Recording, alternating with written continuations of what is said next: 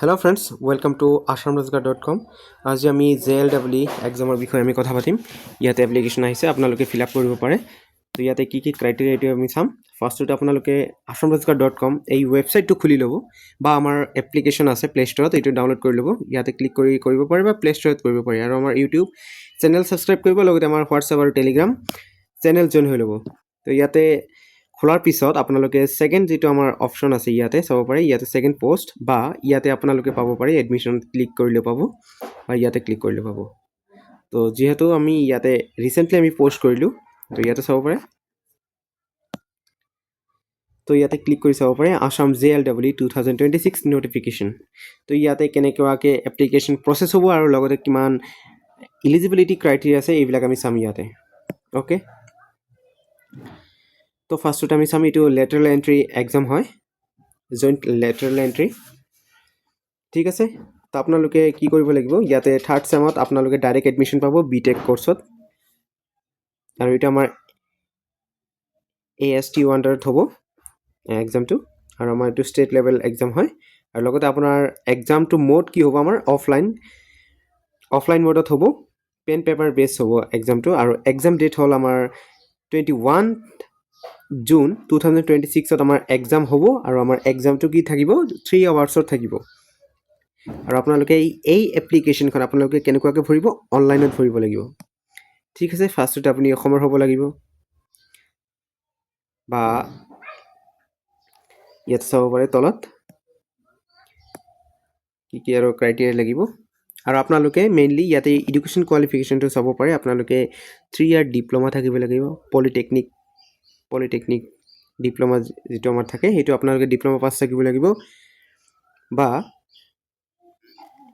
ইয়াতে চাব পাৰে state council of technical education SCTৰ বৰ্ডৰ পৰা হ'ব লাগিব, বা আপুনি central institute of petrochemical engineering and technology CPETৰ পৰা হ'ব লাগিব, বা আসাম ইঞ্জিনিয়াৰিং ইনষ্টিটিউট শিৱসাগৰৰ পৰা হ'ব লাগিব, বা আপোনাৰ central institute of technology CIT কোকৰাঝাৰৰ যেটো আমাৰ কলেজ আছে সেইটোৰ পৰা হ'ব লাগিব।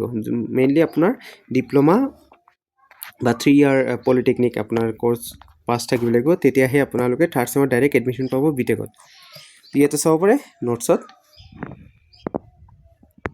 আৰু আপুনি মিনিমাম 45 মাৰ্ক থাকিব লাগিব জেনেৰেলৰ বাবে, আৰু 40% আপোনাৰ কি থাকিব লাগিব SC/STৰ বাবে পলিটেকনিক কোৰ্সত আপোনাৰ পাৰ্চেন্টেজ থাকিব লাগিব।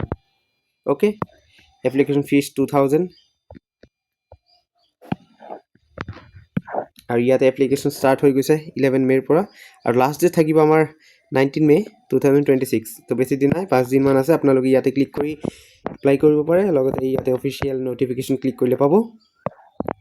ঠিক আছে, ইয়াতে এক্সামৰ ডেট আছে, টাইম আছে 1 জুন 2026ত এক্সাম হ'ব। আৰু এক্সামৰ টাইম থাকিব ৰাতিপুৱা 11টাৰ পৰা 2টালৈকে, দুপৰীয়া 2টালৈকে থাকিব।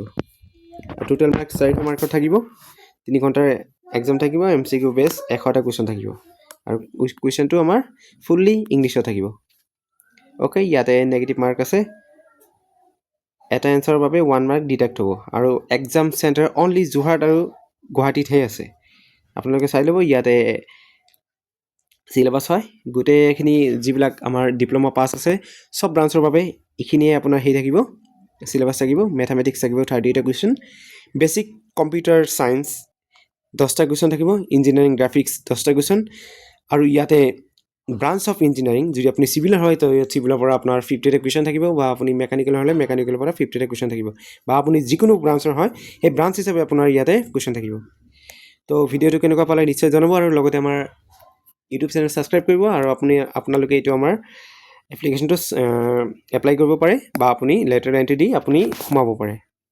তো ভিডিঅ'টো কেনেকুৱা পালে নিশ্চয় জনাব। ধন্যবাদ।